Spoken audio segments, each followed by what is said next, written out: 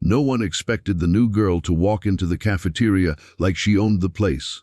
Least of all, the three boys who had just shoved a smaller kid into the lunch table, spilling his tray, his dignity, and his hope for another quiet, invisible day. It was the first day of 7th grade. The school smelled like bleach and sweat and cafeteria fries.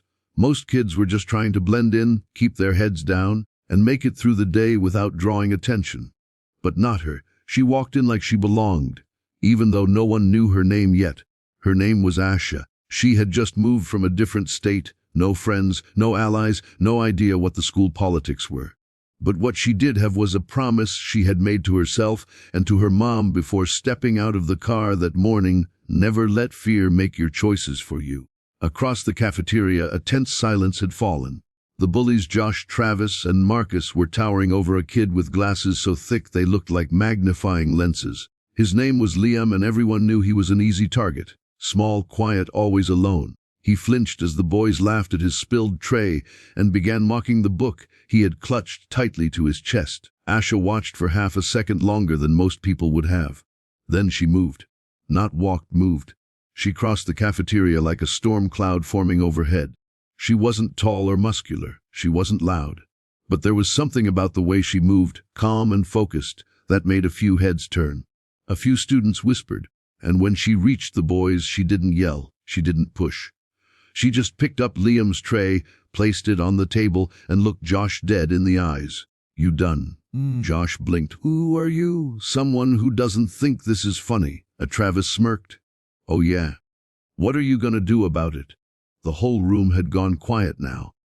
You could hear the humming of the vending machines in the back. Liam looked at Asha like she was crazy, and maybe she was, but she didn't flinch. Instead, she said, "I'm gonna give you 5 seconds to walk away before you embarrass yourselves."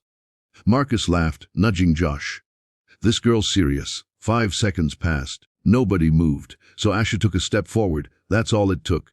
Something about her confidence.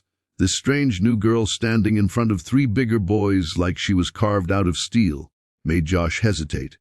He didn't want to, but he stepped back. Then Travis, then Marcus, who muttered something under his breath and turned away. They walked off. Not fast, not slow, but they walked. Asha turned to Liam, handed him the milk carton that had rolled under a chair, and said, "You okay?" He nodded, still stunned. "Why did you do that?" Asha shrugged. "Because nobody else was going to." A word spread like wildfire. By the time 3rd period rolled around, everyone had heard about the new girl who took on the cafeteria kings. Some people called it brave, others called it stupid. But everyone agreed on one thing: Asha wasn't like anyone they'd ever met.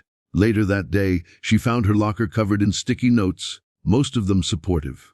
Some were sarcastic, a few were threatening. But Asha didn't care. She wasn't here to be liked. She was here to be real. Over the next few weeks, she and Liam became unlikely friends. He was quiet and bookish, but sharp and funny when he let his guard down.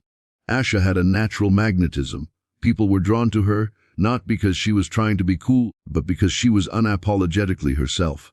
But standing up once wasn't enough. The bullies didn't disappear. In fact, they doubled down. They started picking on other kids when Asha wasn't around.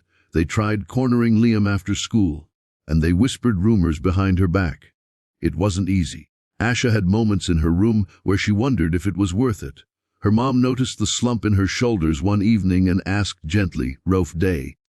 Asha nodded. "You don't have to save the world every day," her mom said. "But every time you stand up, you show people they can stand too." That hit her hard. So the next day, Asha didn't just stand up, she built something. She started a group called The Bench. It was simple.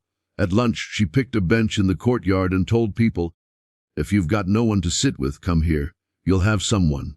The first day, it was just her and Liam. The second day, there were 4 kids. By the end of the second week, there were 23. It became a symbol, not of rebellion, but of refuge. The bullies tried mocking it, called it the Loser table. But every time they walked by, more students were laughing and talking and eating like they mattered. And deep down, Josh and the others felt something they hadn't expected: left out. By the end of the semester, the dynamic had shifted. The fear that used to hang over the hallways like a fog had lifted. Kids were sticking up for each other.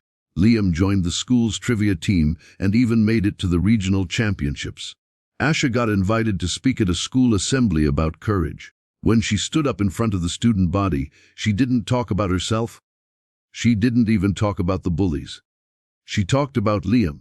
She told the story of the first day, the lunch tray, the silence, and how Liam, even after being knocked down, got back up with grace and kindness. "He didn't need me to fight for him," she said. "He needed someone to remind him he was worth fighting for." That line stayed with people. Some wrote it on their notebooks. Some painted it on the wall in the art room. Others just remembered it quietly when they were having a bad day. Asha didn't become the most popular girl in school, but she became something better. She became the reason people believed they could be brave, and long after she moved away again the following year, the bench remained. Kids still sat there, waiting to be seen, and others still came to sit with them, because one girl on her very first day decided that doing the right thing was more important than doing the easy thing. And that's how real change begins. With courage, with kindness, and with one person who refuses to look away. Some laughed, some called it the loser table. But every day more students showed up. Something was changing. Students who used to shrink back were now speaking up. A few even stood up to Josh and his friends when they tried their old games again. The fear that once filled the hallways like fog was lifting. Then came the school assembly. It was for anti-bullying month. The principal asked Asha to speak. She didn't want to. She hated being the center of attention. But Liam nudged her and said, "You've already changed things. Just tell them why." She stepped up to the mic in front of the entire student body, heart pounding, hands cold. "I'm not here to talk about bullies," she began. "I'm here to talk about the first day I met Liam." The gym was quiet. I saw someone get humiliated, and I realized that the worst thing I could do wasn't to say the wrong thing. It was to say nothing. The truth is, I didn't save Liam. I didn't take down the bullies. I just did what any of you could have done, and probably wanted to do. She paused. What made a difference wasn't me. It was the choice. The choice to care, to act, to sit beside someone. That's how we change things. One choice at a time. The room was silent. Then it exploded with applause. Afterward, students approached her, not with praise but with stories. Stories of times they'd been afraid, of times they wished they'd spoken up, and a few who said, "I'm going to try now." That was enough for Asha. She didn't want to be a hero. She didn't need to be popular. But she saw the bench stay full. She saw kids holding their heads a little higher. And even when she moved again the next year, another town, another school, that bench stayed. It became more than a place to sit.